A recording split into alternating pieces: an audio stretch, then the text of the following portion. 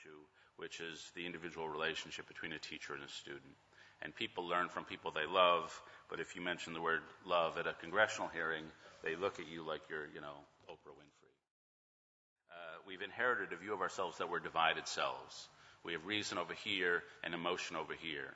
And if anything, they're on a teeter-totter, that if reason is up and emotion is down, or vice versa. And society advances to the extent that reason can suppress the passions. And so this has created methodologies of studying human behavior that try to use the methodologies of physics to do social science, which emphasize the things we can count and measure, and which amputate all the rest. Alistair MacIntyre, the great philosopher, said we have words like courage, honor, and virtue, but we don't really have systems that link these three things together.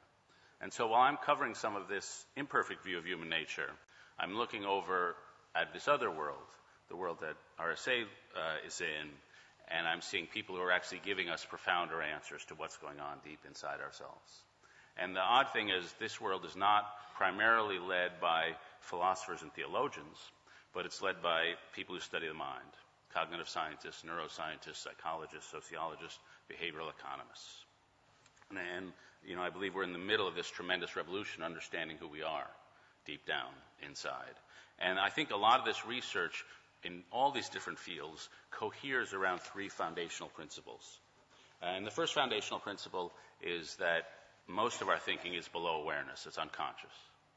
And that the conscious mind does maybe 2% of our cognition. But one of the things we're finding is the unconscious is actually quite intelligent. That when Freud thought of his conception of the unconscious, it was a tangled web of erotic urges. But really, the diversity of unconscious processes are really different systems to understand the world. And sometimes those systems are very dumb, they're pretty bad at math, but sometimes they're very smart in helping you detect unconscious or patterns in the world, helping you do a conversation, helping you, if you're an academic, to work on a problem, and then suddenly the solution to that problem will bubble up from your unconscious and you'll have a eureka moment. The second insight after the power of the unconscious is the idea that emotion is not separate from reason, but emotion is the foundation from reason. People who have lesions and can't process emotions are not super smart Mr. Spocks, they're super dumb. Because what emotion does, it assigns value to things. And if you can't assign value to things, your decision-making landscape is hopelessly flat, and you can't make wise decisions. Emotions tell you what to value. They tell you what to remember. They literally wire the fibers of the brain together. And then the third insight is that we're not individual creatures who are really autonomous from one another. We are deeply interpenetrated one from another. And that when you look at me, your brain is reacting to the things I'm doing as if you yourself are doing them. And I think if you take these three foundational principles, you are reminded of sort of a different view of human nature.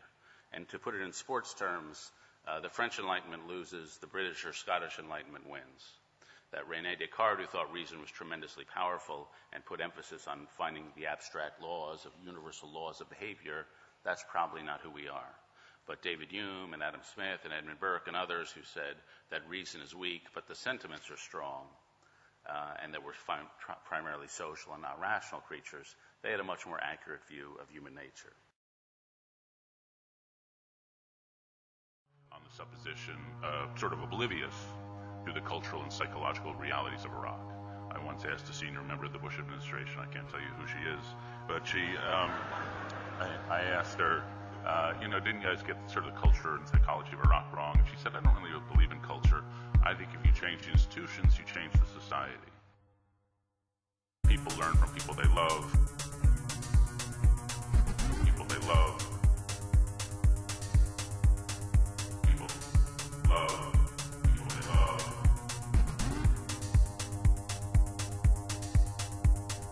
And that is the correct political science answer. It doesn't happen to be the correct answer.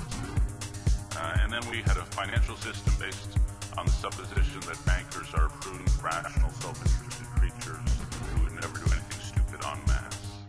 That turned out not to be true. People learn from people they love.